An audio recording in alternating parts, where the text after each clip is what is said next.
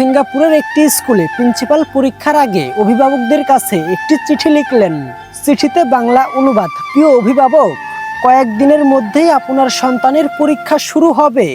আমি জানি আপনারা খুব আশা করছেন যে আপনার ছেলেমেয়েরা পরীক্ষাতে খুবই ভালো রেজাল্ট করবে।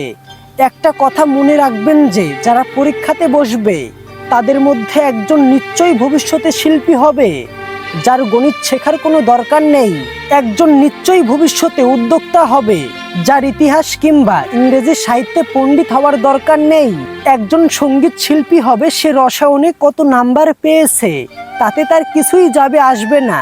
একজন খেলোয়াড় হবে, তার শারীরিক দক্ষতা পদার্থ বিজ্ঞানের থেকে বেশি জরুরি।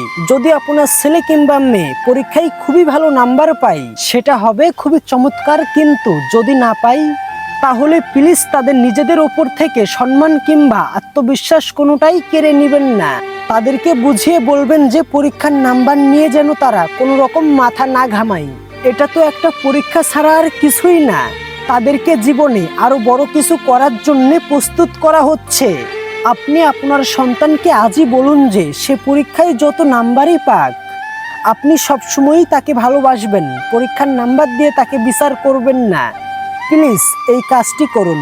যখন এটা করবেন তখন দেখবেন যে আপনার সন্তান একদিন পুরো পৃথিবীটাকে জয় করবে।